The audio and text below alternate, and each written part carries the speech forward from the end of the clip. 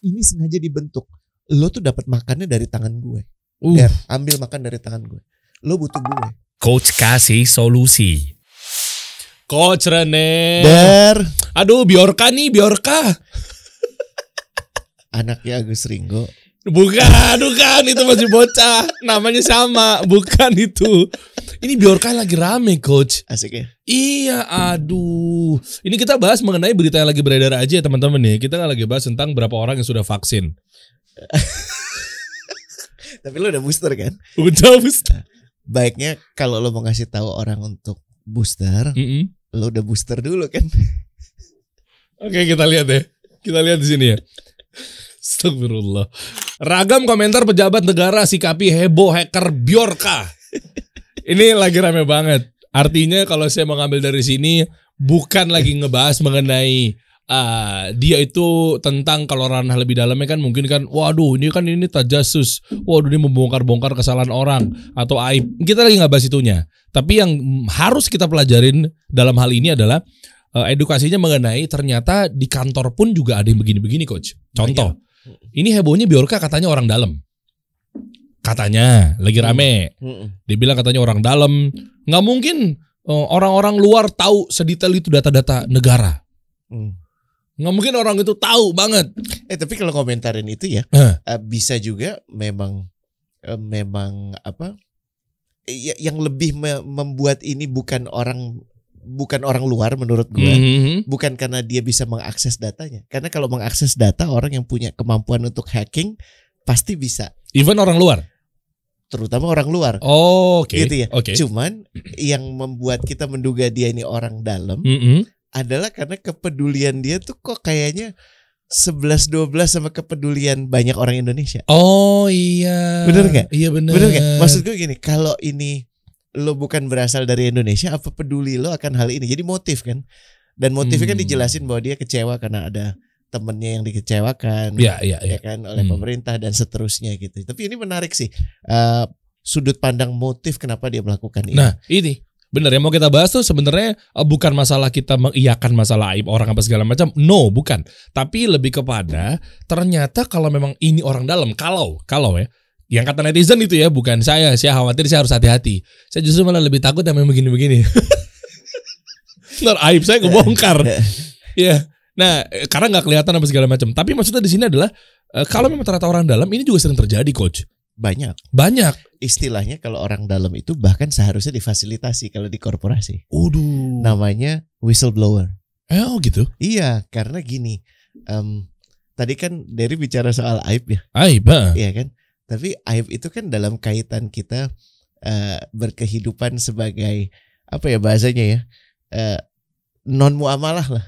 Oke. Iya. Oke. Tapi kalau misalnya ini terkait bagaimana penataan organisasi yang baik, dan saya tahu bos saya tidak benar dalam pilihan-pilihan dia, bahwa ternyata dalam satu tender salah satu partisipan tendernya adalah istrinya gitu. Misalnya. Biar lolos. Misalnya. Dan kemudian dia menginstruksikan, katakanlah anak buahnya Dery ya. Iya. Der, tender sih adain aja, tapi gue gak mau tahu gimana perusahaan yang ini menang. Oh iya. Nah Dery kan terus gini, wait a minute, kenapa ya? Terus pas diteliti, di perusahaan yang minta dimenangkan oleh Pak Bos ini, ada nama istrinya. Aduh. Itu kan udah jelas conflict of interest. Iya. Aib kan? Aib. Tapi harus dibuka. Serius? Harus dibuka. Kenapa? Karena kau ini berakatnya bukan dengan dia sebagai pribadi. Kau berakatnya dengan organisasi. Dan selama kau masih dibayar oleh organisasi ini, kau punya tanggung jawab untuk memastikan bahwa organisasi ini mengambil pilihan yang paling benar untuk organisasi ini. Oh ya. Termasuk apabila atasanmu menyalahi ketentuan itu. Masih ingat yang kita ngobrol sama Pak SS kan? Kalau orang yang ada di bawah itu diatur dengan yang namanya SOP sistem prosedur. Terus orang yang rada tengah dikit diaturnya dengan apa? Apa lagi? Lupa lagi. Policy. Ya kan, kebijakan. Bahwa perusahaan ini menomorsatukan keterbukaan, menomorsatukan fair treatment dan apapun itulah. Itu kan sebenarnya bentuk policy kan. Tapi buat yang paling atas, etik ya? Ethics, integrity. Oh iya. Kalau atasanmu itu tidak berintegritas, pada saat kau kemudian memilih untuk juga menjalankan kata dia, kau sudah menjadikan dirimu juga tidak berintegritas. Termasuk misalnya Misalnya. Iya, aduh saya nggak enak nih perasaannya. Kalau udah diulang-ulang pasti ada yang sarkas. Iya. Derry nggak suka sama satu bawahan, terus Derry minta bawahan yang lain untuk mencat dia atau untuk nembak dia gitu misalnya. Gitu. Itu nggak boleh. Nggak boleh. Kenapa? Ya? Karena yang harus diperjuangkan itu sesuatu yang sifatnya universal. Oke. Gitu. Oke. Nah, ya paham. Kebayang. Karena kalau nggak yang muncul itu jadinya organization fear. Organisasi yang bukan di drive untuk memajukan organisasi itu, menjadikan misi organisasi itu, tapi organisasi yang didasari ketakutan antara satu sama lain orang yang ada di dalamnya. Dan itu yang paling mengerikan. Oke, jadi untuk kepentingan tertentu ya, artinya gimana caranya dia untuk berada di posisi ini. Kayak misalnya ini ternyata orang dalam, itu ada juga tuh dalam sebuah organisasi ya coach. Ya, misalnya contoh tiba-tiba, ya oke lah gak segede Bjorka lah, isunya negara gitu kan. Ini di kantor mungkin ya bukan ngehack akun, itu mungkin iya juga mungkin dilakukan bagi oknum ini, atau dia ngejelek-jelekin aibnya, dia tadinya pulang kantor tuh suka masuk ke sini loh, ke tempat ini loh, dia tuh suka begini loh. Itu sama aja dengan halnya dengan organization fear tadi. Bisa jadi karena dia nggak punya proper channel yang membuat dia bisa bicara secara terbuka kekesalan dia, ketidakpuasan dia. Kalau yang tadi Derry sampaikan tentang ekstrakurikuler si Pak Bos yang kemudian kemana-mana itu, hati-hati ya, karena apa yang kasat kan beda dengan yang kayak tender itu tadi. Kalau yang tender itu benar salahnya clear ya. Iya. Tapi kalau misalnya si Pak Bos masuk ke satu kompleks di mana kita tahu banyak yang remang-remang, tapi di antara yang remang-remang itu ada misalnya ATM. Dengan lo melihat bos lo masuk ke area remang-remang itu, kan belum tentu lo melihat dia melakukan perzinahan. Oh iya, belum tentu lah. Dan lo nggak boleh berasumsi dia lagi melakukan perzinahan. Oke, tapi bagi oknum si pesaingnya pasti akan diangkat isu seperti itu kan? Pasti akan diangkat. Nah, jadi kembali ke niatan lo dalam mengungkap ini, apakah untuk kebenaran atau mempermalukan dia. Jadi ekstrimnya ada dua nih, Dar. Ekstrim yang satu, apapun yang bos gue lakukan, gue diemin aja, gue dukung dia. Termasuk hal yang paling bejat sekalipun. Ya. Di ekstrim yang satu lagi, gue cari kesalahan bos gue. Kalaupun nggak ada, gue akan coba pasang-pasangkan kesalahan itu karena gue kesel sama dia. Itu dua ekstrim yang berbahaya, dan dua-duanya ini adalah cerminan dari organizational fear. Cuman kerap akhirnya si Pak Bos yang sebenarnya ngedrive itu. Kenapa kok si anak buah jadi pada saat dia mangkal jadi seperti itu?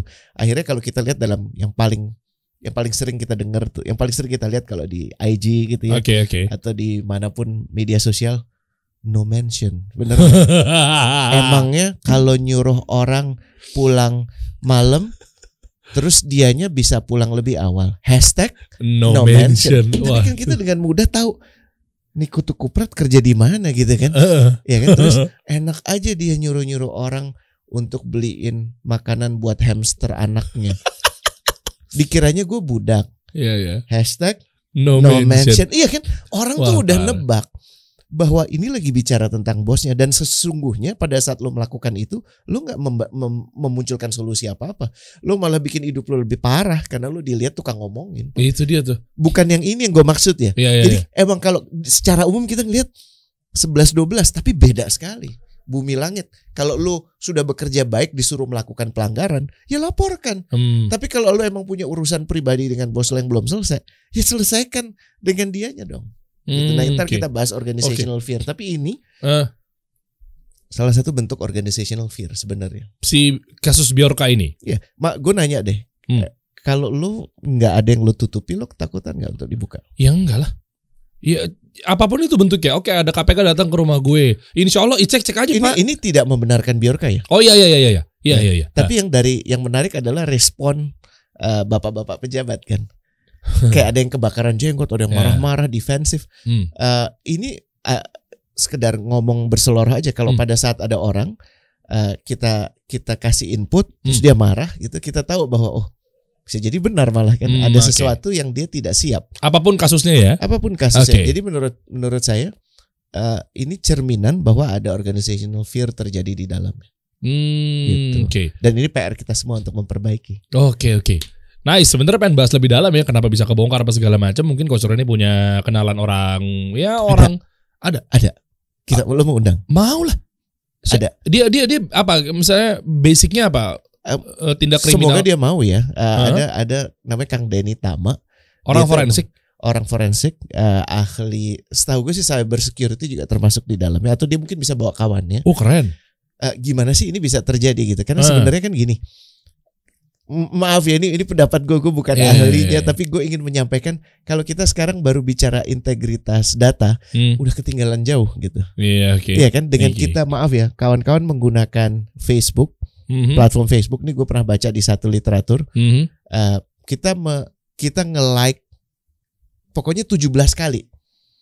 Jadi kita melakukan aktivitas di Facebook atau di IG 17 kali, kita sudah dapat, perusahaan itu udah dapat profil kita.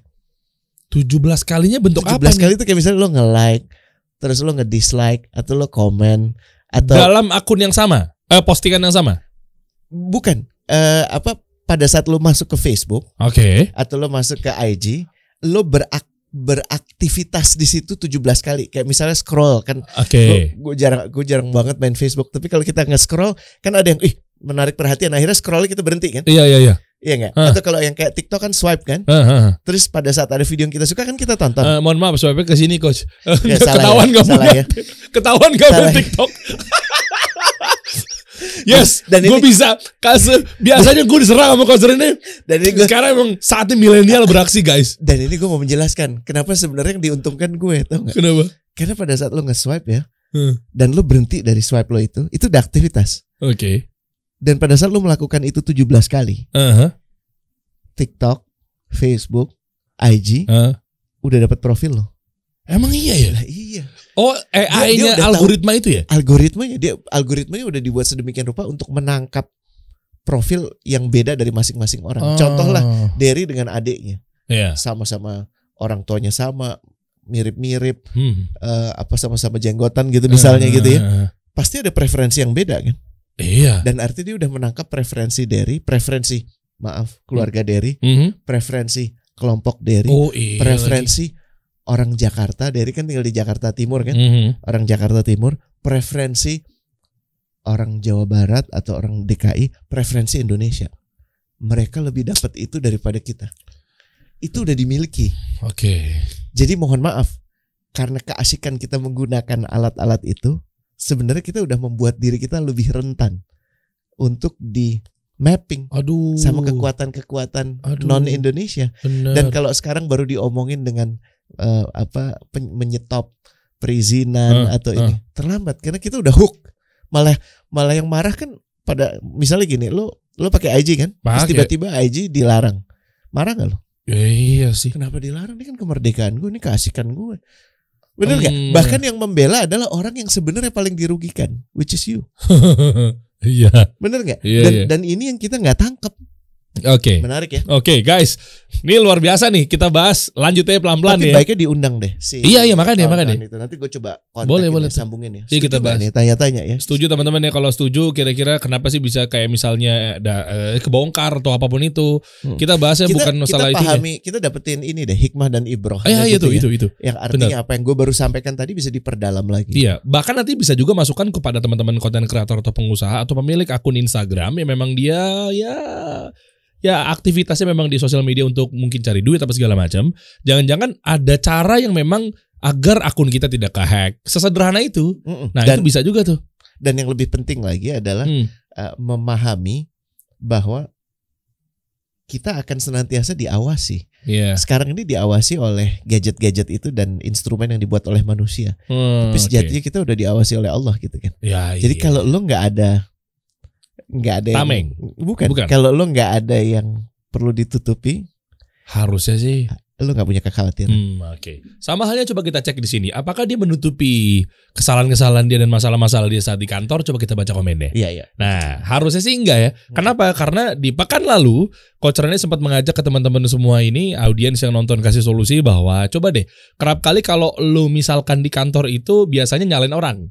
Tapi sekarang dengan berangkat dari introspeksi diri bahwa jangan-jangan mungkin kesalahannya atau masalahnya ada di lo. Coba kita cek ya bareng-bareng ya. Hoi Dev Global. Ini komen di postingan kita yang pekan lalu, Coach. Izinkan saya untuk memberanikan diri mengakui bahwa saya adalah masalahnya. Keren. Ini statement ini menurut gue mahal banget. Iya. Dan lebih banyak orang kan ngeliat gue punya masalah dengan dia. Kayaknya dia yang masalah. Tapi jarang banget orang ngomong gue yang bermasalah. Itu jarang banget. Keren banget, Hoi. Mantep, Hoy. Oke, lanjut ya. Saat itu bermasalah dalam politik kantor. Lebih tepatnya, saya terlalu banyak fokus untuk produktif ketimbang berpolitik di mana tadinya saya bisa lah. Ketimbang berpolitik di mana tadinya saya kira karya itu akan mudah terlihat oleh orang sekitar, sehingga jika saya mendapatkan imbalan lebih banyak adalah karena saya memang pantas. Yang ada malah karya saya diklaim oleh atasan dan mendongkrak bonusnya. Sedangkan saya hanya dapat seadanya saja. Nah, waduh, disinilah polosnya saya karena tidak berusaha berpolitik juga. Nah, ini gimana? Kita titik di paragraf ini dulu ya, guys. Ini stop di sini ya. Sebenarnya membahasakannya gimana ya? Satu kejadian kan bisa dilihat dari dua sudut pandang ya. Oke. Kayak misalnya apa yang paling gampang ya, Der ya? Apa nih? Orang yang kelihatan cuman makan nasi bungkus. Oke. Terus kita ngeliat bisa gila, kok kasihan banget makannya nasi bungkus. Tapi ada juga orang yang ngeliatnya, alhamdulillah dia lagi makan nasi bungkus kayak enak banget gitu. Bener ya? Ada juga yang orang ketiga yang memang sangat positive vibes banget di hidupnya dia. Wih, dia lagi sekarang lagi diet. Oh, dia sekarang lagi ngejaga porsi makan. Jadi ya kan? Realitas yang terjadi di dalam hidup kita itu bukan realitas yang di luar ya. Realitas yang di dalam. Wah, ini lagi rame nih.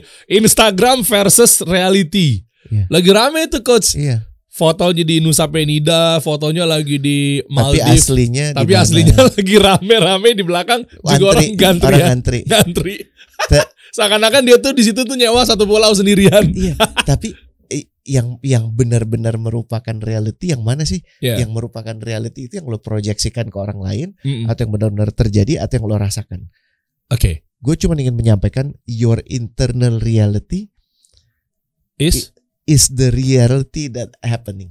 Jadi your reality is your internal reality. Oke. Kan masih ingat ya? Orang terbaik, orang yang istimewa itu adalah orang yang hatinya bukan dia yang sibuk menjaganya, tapi Allah.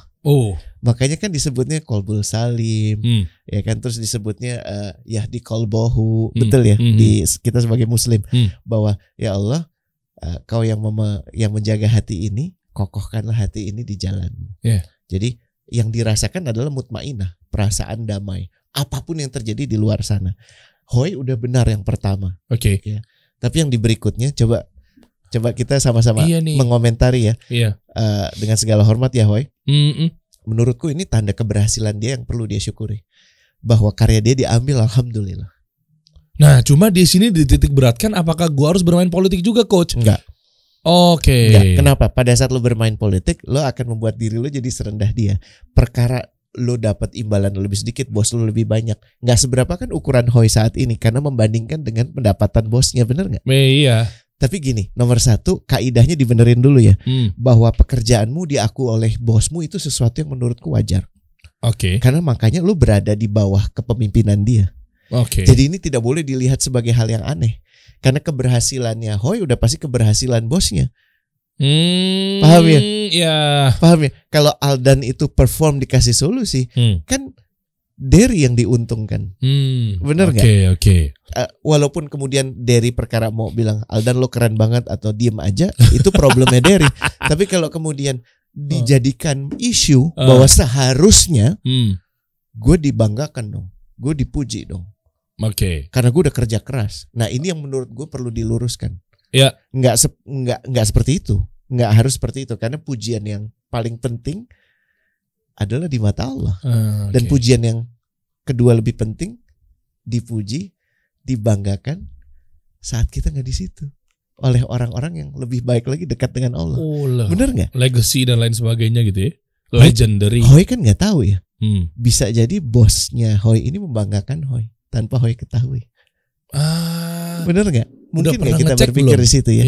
Iya nggak? Dengan kau masih bekerja di situ, kau masih diberi kesempatan untuk menjadi anak buahnya. Menurutku ini adalah salah satu alasan kita untuk lebih bersyukur. Dan ini bukan alasan untuk kita bisa berpolitik. Apalagi kalau kemudian berpolitik itu sekedar supaya dapetin posisi si bos. Ingat ya?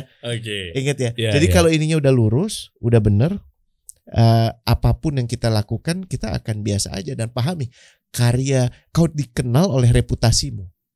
Tapi reputasi itu dibangun oleh karya. Nggak cuma satu karya, banyak karya. Dan kau masih muda kayaknya. nikmati perjalanan ini dengan sepenuh hati dan sukacita. Oke. Nice, lanjut lagi nih coach. Boleh. Izin deh. Selanjutnya, belawangnya tuh. Selanjutnya saya bermasalah karena terlalu kaku sehingga sulit sekali untuk berbohong. Nggak perlu lah. Ini bukan. Ini maksud gue gini. Ini kita mungkin cukup ya. Kita case berikutnya kali. Tapi, Hoy jangan melihat perbuatan baik itu sebagai sesuatu yang beban. Ya maaf ya, saya nggak bisa berbohong. Kok gitu? Ya alhamdulillah saya nggak bisa berbohong gitu. Dan kalau kemudian karena ketidak bisa bohongmu kau bermasalah, sesungguhnya itu bukan masalah, itu berkah. Ya, benar nggak? Soalnya bisa tergelincir kapanpun itu ketika lo ada celah buat berbohong ya. Iya. Ketahuannya kan nanti di belakang ya segala macam. Iya. Ntar dibongkar sama Bjorka. Gitu benar nggak? Benar nggak? Jadi maaf, ini apologetik yang nggak perlu. Ya, jadi kalau kau minta maaf karena kau berbohong justru. Kalau lo nggak bisa berbohong, nggak ada yang perlu dimintai maaf dan itu bagus, pegang itu. Bangga akan hal itu. Tuh, kelar ya, Hoy. Coba mungkin yang lainnya ada lagi. Rianto Siahaan, banyak atasan gayanya melebihi yang punya perusahaan. Lebih parahnya yang punya usaha nggak tahu permainan mereka dibodohin anak buah. Jadi gini nih, kalau yang gue tangkap begini nih. Layeringnya begini, ini founder, ya bos besar lah, bos besar.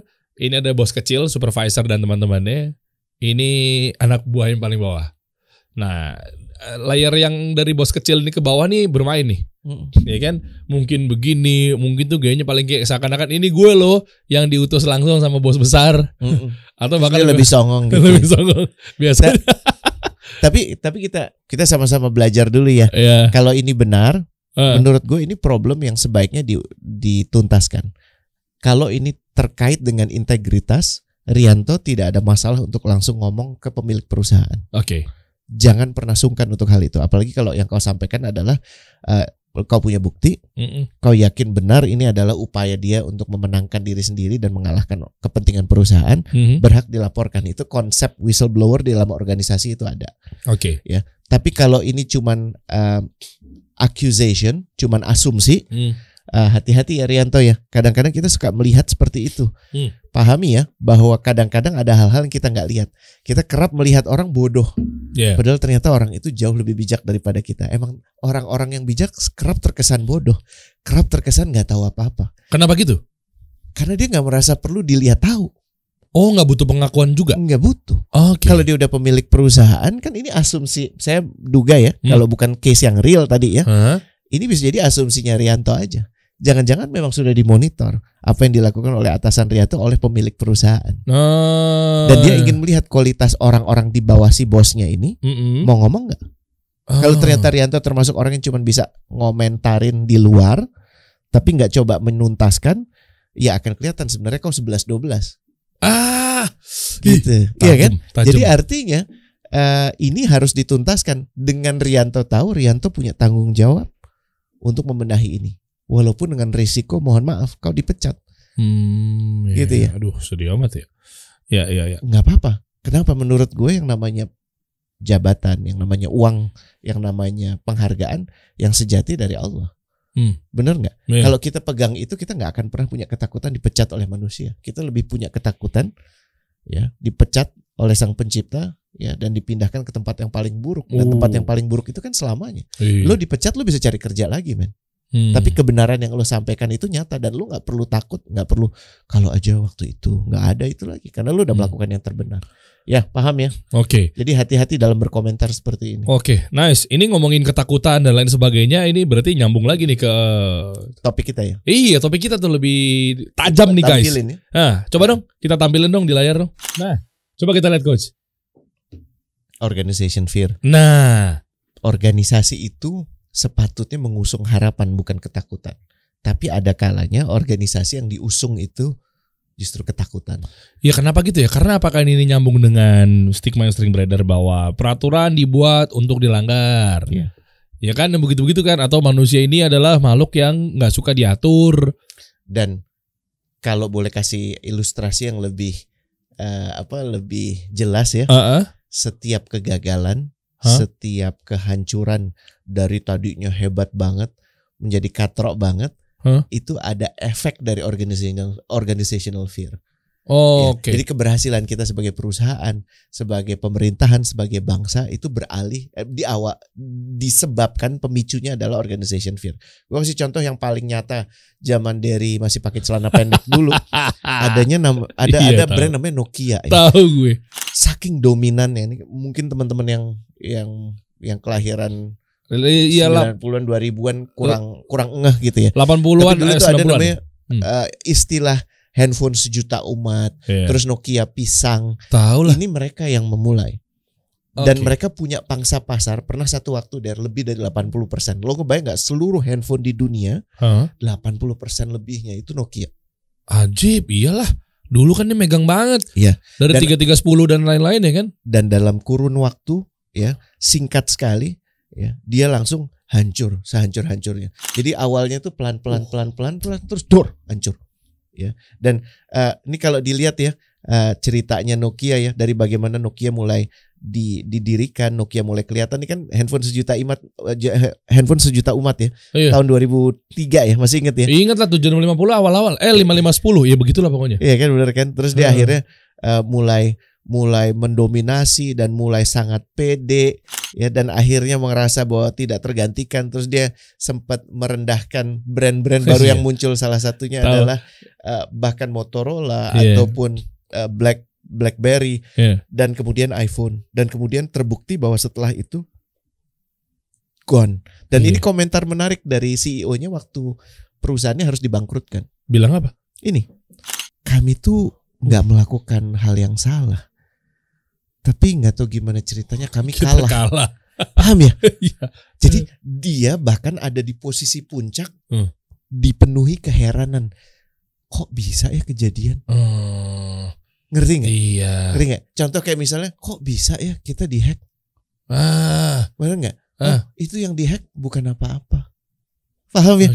Ini maaf ya, ini cerminan keawaman menurut gue akan kondisi yang terjadi. Dan ini adalah cerminan dari organization fear. Jadi organization fear itu apa sih kalau diterjemahkan? Budaya orientasinya jangka pendek, Der. Jadi yang penting tuh kalau kita bahas di pekan lalu, yang terpenting, yang paling penting itu adalah gue tetap di jabatan gue. Atau kalaupun kita mau memikirkan yang lebih panjang, abis ini gue naik. Jadi nggak ada tuh pemahaman tentang misi organisasi itu nggak ada. Ya, sementara kan kita pernah bahas ya bahwa yang paling penting dalam organisasi mesti punya clarity misi, dan misi itu dari Pak Bos sampai remah-remah momogi paham kenapa sih organisasi ini ada, dari kenapa sih kasih solusi ada, dari bisa ngomong namanya juga kasih solusi. Tugas kita adalah membantu yang namanya UMKM Muslim mendapatkan solusi-solusi akan proses hidup mereka, akan proses bisnis mereka, benar nggak? Itu misi kan, Der? Jadi nggak akan ada selesainya misi itu. Lo gak akan bilang gini, alhamdulillah misi saya sudah selesai. Gak ada, artinya misi lo tuh terlalu cemen. Kalau misi saya adalah makan siang, ya udah lo beli makan siang aja, selesai gitu. Tapi kalau misi lo adalah memastikan semua orang Indonesia merasakan makan siang yang enak, itu gak akan selesai, paham ya? Panjang. Paham ya? Karena orang tiap hari lahir, meninggal, lahir lagi. Dan terus ada orang yang mampu, ada orang yang gak mampu. Jadi fokus lo udah jelas bukan kepada orang yang mampu, karena mereka tinggal milih mau makan di restoran Padang atau beli restoran Padang gitu kan. Iya kan? Kurang ajar, gaya banget ya. Ada mau makan siang nih, beli restorannya boleh gak? Aduh gila, makanannya enak banget, gue beli restoran lo ya bro. Tapi bener kan? Clear ya? Jadi misi itu gak bisa enggak, harus clear. Dan misi itu nggak bisa cuman tersentral di hidup lo. Dari misi itu baru diterjemahkan ke dalam transparansi, dan dari transparansi pasti nanti akan ada orang ngomong, Pak Derry, aku nggak ngerti maksudnya kasih solusi itu, solusi buat siapa Pak? Oh, buat UMKM Muslim. Oke, kalau non Muslim gimana Pak? Itu pasti akan ada pertanyaan seperti itu kan? Dan Derry harus menjawab. Iya kan? Iya kan? Dan apakah jawabannya kami ingin sekali agar rahmatan lil alamin dirasakan oleh semua. Orientasi kami pertama memang kepada kebutuhan Muslim karena ini sesuai dengan aturan yang ada. Tapi kalau ada orang-orang di luar itu merasa terbantu dengan ini, maksud kami akan bilang nggak boleh, karena kami hanya memberikan kasih solusi untuk umat Muslim. Nggak boleh. Ya, sementara Muslim aja bisa bermuamalah sama siapa aja. Makanya ini kan butuh ada voice, bener gak? Supaya betul. Orang kan pada saat dengar satu hal, dia akan berorientasi, oh kok ada penyebutan kata Muslim, kalau gitu kenapa namanya gak kasih solusi Muslim? Betul gak? Betul nggak? Ya, Dan ini justru ruang dialog karena Derry bisa menjelaskan. Kalau dia clear, dia akan ngomong ke kanannya. Oh, gue udah ngobrol sama Derry. Enggak kok. Idenya tuh ini. Khususnya emang buat Muslim. Tapi rahmatnya bisa dirasakan oleh semua. Gitu kan? Ajib. Nah, ini nggak akan terjadi kalau nggak ada voice. Dan kalau fokusnya adalah jangka pendek. Yang penting profit.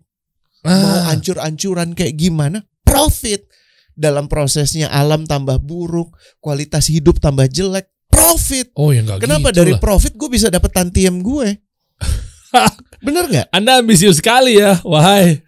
Ya gak? Kalau Bismillah, komisaris. Bener nggak? Dengan gue menetapkan perusahaan ini nggak boleh rugi, perusahaan ini harus untung. Nggak peduli yang diinjak siapa, kebutuhan apapun yang lebih besar dikalahkan selama perusahaan ini profit. Mau perkara nanti setelah nggak dipegang gue rugi, itu urusan dia. Yang penting sekarang profit. Nah itu kan sakit. Iya. Orientasinya jangka pendek. Karena orang kalau udah mikirin profit, nggak mikir bagaimana profit itu bisa terjadi. Nggak peduli. Yang penting profit. Mau perkara gue ngadalin sedikit hitung-hitungan, hitung keuangan mudah sekali ya. Di misalnya baru beli 1 triliun, ya udah gue bilang pembayarannya dijedakan setiap 10 tahun aja. Jadi tahun ini diperhitungkan cuma 100 miliar. Kan ada 900 miliar yang bisa lo kalkulasi sebagai pendapatan. Wow. Atau sebagai biaya yang tidak belum dikeluarkan. Ya artinya manipulatif lah. Iya, manipulatif. Dan budaya orientasi jangka pendek tuh memang seperti itu, Der. Fokusnya memunculkan ketakutan. Tambah lagi apa? Ditandai oleh para pimpinan yang temperamental dan anak buah yang ketakutan. Oh, udah jadi tuh. Udah. Selesai. Ini namanya perfect storm organization fear. Bos yang nggak mau tahu. Yang penting harusnya gue bilang apapun itu, pokoknya kata-kata itu. Oh, narasi-narasi. Dan itu anak buahnya nggak ada yang berani. Pak, maaf. Kayaknya Bapak salah. Pak, maaf, di luar nggak kayak gitu, Pak. Jago sekali kalau bisa begitu. Gak ada yang ngomong. Oh, ditambah lagi begitu. Gak ada yang ngomong. Dan di beberapa organisasi yang keren, justru dibuat insentif agar anak buah tuh berani, bukan ngelawan ya, berani ngomong, stand up ke atasannya. Karena yang paling ngerti case di bawah kan anak buah. Berarti artinya gini, ini gue nangkep nih coach. Artinya yang di atas juga harus nurunin sedikit egonya, yang di bawah juga harus naikin sedikit keberaniannya. Oh gitu. Dan makanya yang dibangun di organisasi itu bukan ekosistem, tapi ekosistem. Keren. Bukan ekosistem tapi ekosistem. Dan nih gue kasih, ini maaf ya, jadi teknis dikit ya. Gak apa-apa dong. Middle management itu yang paling penting karena dia tuh ada atasan dan ada bawahan. Orang sangat jarang berinteraksi dengan atasan yang paling top. Dan atasan yang paling top kalau karyawannya cuma 18, 20 masih bisa ketemu sama semua. Tapi kalau udah 200, kalau udah 2.000, kalau udah 20.000, nggak ada yang kenal tuh. Iya nggak? Jadi orang-orang yang di tengah ini yang mengambil peranan. Celakanya kalau orang yang ngambil di tengah ini adalah organization fear itu tidak menyampaikan kebenaran. Karena takut dipecat. Karena takut dipecat. Karena dia merasa bahwa yang namanya rezeki dia, nikmat dia, itu bukan dari Allah, tapi dari perusahaan ini, dari bos ini. Paham ya? Jadi, bisa jadi atasannya itu nggak merasa harus dibegitukan, tapi dia punya asumsi itu. Bisa jadi, tapi lebih sering ini sengaja dibentuk. Lo tuh dapat makannya dari tangan gue. Ambil makan dari tangan gue. Lo butuh gue. Ngerti nggak? Lo nggak akan bisa jadi seperti ini kalau bukan karena gue. Model kayak lo jadi manajer, kalau bosnya bukan gue, nggak ada yang ngangkat lo. Paham ya? Jadi lo berterima kasih bukan pada sistem, bukan pada proses, tapi pada orang. Loyalitas lo itu ditarik ke orang, bukan kepada profesi. Sampai akhirnya lo punya janji profesi, ya kayak yang kita dengar kan di salah satu pesantren, ada dokter yang kemudian mengeluarkan surat kematian wajar, surat kematian akibat ini, tapi ternyata penyiksaan. Iya. Kan ada orang yang mengucap janji yang kemudian janji itu dia nggak penuhi sendiri. Kenapa? Karena loyalitas dia kepada orang, kepada manusia, bukan kepada profesi, bukan kepada Allah. Paham ya? Ngeri ya. Ini masih banyak terjadi di tahun-tahun sekarang nih coach. Semakin banyak. Semakin banyak ya. Semakin banyak. Kenapa? Karena kita mohon maaf ya, dengan budaya media sosial itu kita dibuat semakin. Ini kayak perlu pembahasan berikutnya. Oke. Narsisistik. Kita semakin cinta sama image kita. Bagaimana kita dipersepsikan, bagaimana kita dilihat oleh orang. Sehingga sekarang kita nih berlomba-lomba untuk dia lebih keren daripada siapa. Paham gak? Gue harus ngerasa gue lebih penting dari dia. Gue harus di follow lebih banyak dari dia. Gue harus punya subscriber lebih banyak dari dia. Itu kan yang dipupuk. Sorry, hitungan itu semua salah gak sih? Gak salah. Karena hitungan itu digunakan untuk mengukur, bukan ngukur orang lain, tapi ngukur lo sendiri. Kalau dalam prosesnya lo belajar dari orang lain sah. Tapi kalau kemudian lo pakai itu cuma untuk meninggikan diri, lo merendahkan yang lain, itu udah definisi sombong. Tadi ya. Berikut ya. Jujur itu nggak berguna kata dia. Ini masih di ranah middle management. Makanya lebih baik bohong aja. Gue udah pernah coba ngomong jujur, tapi bos gue bilang, gue nggak mau denger. Ya udah gimana caranya supaya beres? Lah gimana? Akhirnya dia manipulasi data aja. Gue coba jujur nggak diakuin. Oh, bibit-bibitnya malah terkadang dari bosnya sendiri atau gimana? Hampir selalu menurut gue 90% der. Jadi bagaimana anak buah itu menjadi tergantung atasan. Karena atasan yang punya influence terbesar. Kita pernah bahas ya, kalau lo punya masalah di organisasi lo, dan masalah itu ternyata paling sering itu karena apa coba? Karena bos lo. Kalau lo punya hubungan yang buruk sama bos lo, 70% energi lo hilang. Dan itu energi yang sama yang lo butuhkan buat cari kerjaan lain. Makanya gue bilang kalau udah punya problem sama bos lo tidak bisa dijembatani, cabut. Iya. Lebih sehat begitu. Sama kok problemnya juga. Benar kan? Lo paksain di situ, lo begitu berdarah-darah. Ketika lo keluar sejenak, lo cari pekerjaan, iya kan mulai lagi dari nol juga sama aja. Atau pada saat lo paksain, akhirnya lo ada di posisi ini, lo nggak merasa jujur tuh berguna. Dan akhirnya ya udah, gue bohong aja. Dan lo maaf ya komentar yang tadi si Hoy ya, maaf saya orang yang sulit untuk berbohong. Lo gimana sih? Lo harusnya bangga. Nggak berbohong. Paham ya? Nggak usah apologetik. Intimidasi kulturnya. Dan merasa nggak ada harapan. Dan intimidasi ini gini ya. Intimidasi itu bukan awas ya Der. Nggak gitu. Cuman gini. Aduh itu lebih sakit tuh begitu. Lebih tajam kadang pisaunya kalau begitu. Segini aja. Nggak ada ini kan. Nggak ada kata sebut. Nggak ada subjeknya. Nggak ada.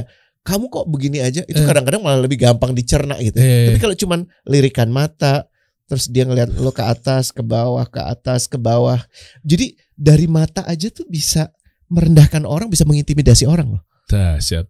Bener gak? Iya. Atau bahkan yang ditegur gitu ya, selamat pagi Pak, terus udah mikir tuh seharian tuh. Iya kan? Bisa gak mood tuh. Iya gak? Si pegawainya tuh. Itu malah justru yang diem-diem begitu malah lebih obvious. Kenapa ya Coach?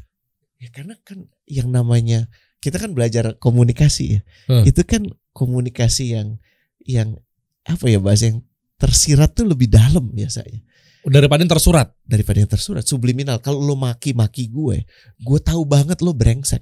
Iya. Feeling gue ke lo tuh marah, clear. Tapi kalau lo merendahkan gue, kan gue nggak perlu ngomong. Gue cuman terus lo ngerasa gini. Dia ngerendahin gue salah kah? Jadi bingung.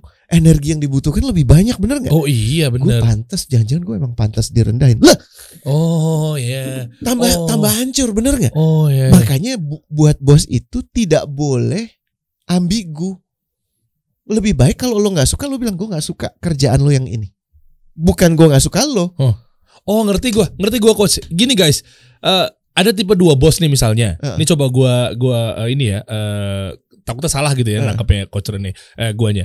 Intinya yang pertama, kalau memang ada bos yang memang dia clear, energi pegawai pun juga bertambah clear, dia dapat clarity. Selesai di sini, akhirnya gue tahu salah gue di mana. Gue kesel sama, gue boleh kesel, tapi bos gue make sense karena dia marahnya kualitas pekerjaan gue. Setelah itu energi nggak habis untuk dipakai buat mikir keseharian, sehingga kendaraan atau perusahaan tersebut juga ya udah akan kembali normal. Tapi kalau tipe bos yang kedua cuma kayak sinis-sinis doang begitu. Coba kamu pikir deh. Nah, si pegawai pasti akan berpikir bahwa yang tadinya harusnya tuh perusahaan berjalan dengan normal, tapi waktu seharian office hour tuh kepake buat. Terus kebayang nggak dia mikirnya apa Der? Apa? Gue salah ya? Salah gue apa ya? Kok dia sampai marah kayak begitu? Tapi gue nggak tahu dia marah nggak ya. Terus habis ini jangan-jangan gue dipecat. Terus gue nyari kerja di mana? Gila. Panjang sekali was-wasyanya itu. Dan itu yang disukai sama syaitan. Overthinking, jadi anxiety. Iya. Bener ya? Berarti dari atasnya juga sih Anda jadi bos bagaimana? Betul, intimidasi itu tadi. Ya. Nah sekarang kita bicara top management ya, Der ya. Oke, di masih atasnya ada waktu. Sekarang atasan nih, dia tidak pernah. Ini berbahaya sekali. Model-model atasan yang tidak pernah mau mengakui secara terbuka kekurangan, kesalahan dan kegagalan. Oke, contohnya? Dari satu proyek gagal, iya sih ada kesalahan anak buahnya. Tapi tugas atasan adalah mengatakan gini, saya gagal membimbingmu. Saya yang salah. Oke. Itu nggak terjadi kalau di kultur yang organization fear. Kalau ada salah anak buah. Kalau ada yang benar gue. Benar nggak? Nah itu yang terjadi ya. Ini mohon ya, bukan digunakan untuk menilai orang lain, tapi tolong nilai diri sendiri ya. Oke. Karena kalau nilai orang lain gampang banget gitu. Next. Dipenuhi ketakutan akan segala hal eksternal. Biasanya, ini bacanya gini ya Der ya. Kalau lo ngeliat ke organisasi, ngomonginnya itu selalu eksternal. Pesaing gue ngapain, pesaing gue gini, pesaing gue gitu. Ini contoh ya. Waktu Apple ngeluarin iPod, dia cuma memunculkan desain terbaik dengan warna, dengan apapun. Dia cuma ngomongin kalau lo termasuk anak muda yang trendsetter, lo pakai iPod. iPod tuh kayak iPhone tapi nggak ada teleponnya zaman dulu. Ya cuma buat muter lagu. Muter lagu doang, music player. Microsoft waktu itu bikin Zune namanya. Oh iya ya? Mirip seperti itu, kapasitasnya 3 kali 4 kali lebih besar. Warna-warni. Iya kan?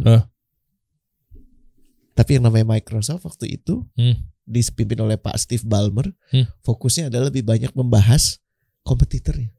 Contohnya gimana? Emang iya? Gue pernah ya waktu itu kan gue terlibat di pendidikan gitu ya, dan banyak interaksi dengan para perusahaan-perusahaan Silicon Valley ini. Kalau di konferensinya kawan-kawan Microsoft yang dibahas adalah bagaimana yang lain tidak lebih baik dari mereka.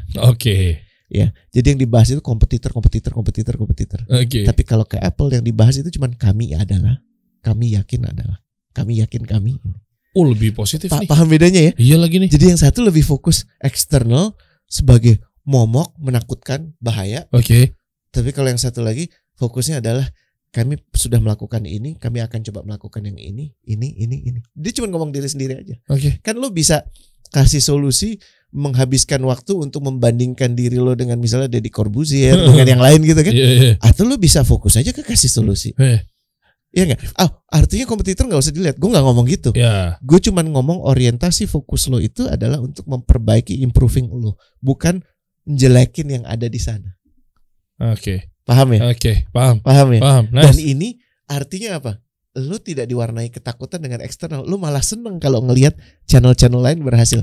Artinya apa? Gue bisa belajar apa yang jalan di mereka. Siapa tahu bisa jalan di gue.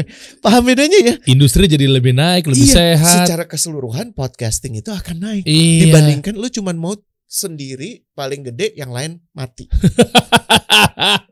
Nggak bisa lo sukses sendiri. Iya. Nangkep nih gue nih. Apa jangan-jangan mungkin ini juga awal-awal kehancurannya ketika Nokia, BlackBerry. Oh iya, mereka itu sangat habis waktunya untuk jelekin yang lain. Gue pernah dapet juga tuh. Bener. Iya. Gitu. Dan yang ini kan fenomenalnya Nokia ketika waktu itu keyboard tanpa keyless, apa sih istilahnya? Jadi handphone nggak ada touchnya, nggak ada touchnya gitu kan. Nah terus sempat ada berita juga waktu itu kan gue sempat baca gara-gara dia sempat kalau bahasa kasarnya mengecemoohkan. Ya handphone nggak ada keyboardnya. Gimana ceritanya tuh? Ujung-ujungnya yang satu mungkin memikirkan inovasi ke depan seperti apa, gimana caranya kita menggandeng masyarakat untuk mengubah dunia dengan teknologi. Dan kayak yang Apple dikomentarin gitu, dia nggak ambil pusing. Dia cuman oke, terima kasih, kita akan coba perbaiki lagi. Dan setiap kemunculan berikutnya lebih baik lagi, lebih baik lagi. Sehingga akhirnya orang sekarang udah lupa, dulu ada yang ada touchnya. Keren. Benar nggak? Nyambung, mantap. Ya. Jadi kita tidak diwarnai ketakutan. Indikasi organisasi yang bermasalah, organization fear, adalah fokusnya kepada kompetitor. Itu artinya tanda jelas ini organisasi yang diwarnai oleh organization fear. Hati-hati. Beberapa tadi ya kerap menyalahkan anak buah atas setiap kesalahan dan kegagalan, sama nggak punya visi jangka panjang. Dia visinya adalah untuk pokoknya gue dapet tantiem gue, tahun ini, dan supaya itu gue butuh mencapai target ini, dan supaya mencapai target ini lo banting tulang urusan lo. Paham ya? Iya paham. Dan model kayak begini paling takut untuk diketahui isi dari board meetingnya. Wah gawat nih kalau tiba-tiba Bjorka. Kalau tiba-tiba omongan gue tentang mengatakan terserah dia mau tidur atau enggak, yang penting gue dapet tantian gue, dan itu direkam, terus itu dilempar. Ya lu juga tahu itu memalukan kan? Iyalah. Betul kan? Jangan sampai Bjorka masuk ke perusahaan itu. Makanya sebaik-baik yang bisa lo lakukan adalah apa yang lo tampakkan di depan anak buah lo di publik sama baiknya dengan yang lo di dalam. Mantap. Betul-betul coach kasih solusi kalau ini coach Rene. Artinya kalau mengajak teman-teman untuk komen gimana di bawah? Kita gini. Lagi-lagi ini sebagai ibro. Tempat kerja lo atau tempat di mana lo bisa observasi. Menurut lo ada organization fear nggak? Dan ceritakan yang lo tangkap tuh apa dari penjelasan yang tadi ya, coach. Yang ini kayaknya organization fear banget karena yang diomongin kompetitor doang gitu. Itu ketahuan. Boleh, ya. Boleh. Tolong dilihat observasi lo seperti itu. Boleh. Mungkin ada syarat-syarat atau mungkin perusahaan ini bergerak di bidang apa atau berapa lama? Boleh, bilang aja nih bergerak di bidang apa, udah berapa lama, dan apa kinerjanya seperti apa. Kemudian yang lo observasi kenapa lo bisa sampai pada kesimpulan ini kulturnya jangka pendek banget nih coach. Ini setuju nih. Coach Rene ngomong kayak gini dan bahas ini mengajak teman-teman semua yang lagi nonton. Kenapa? Karena nanti bisa membantu juga tuh Coach Rene kepada perusahaan tersebut, mungkin lewat anak buahnya ngingetin ke bosnya atau mungkin bosnya yang lagi nonton sekarang, bahwa jangan-jangan udah berjalan belasan tahun nih perusahaan, tapi mungkin stagnan atau mungkin apa dan lain sebagainya.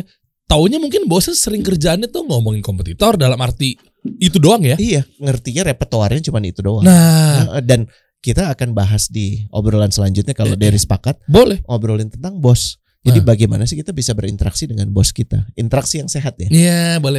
Tulis di kolom komen ya. Nanti kita akan baca-bacain, kita akan kupas lebih lanjut the next week. Coach kasih solusi.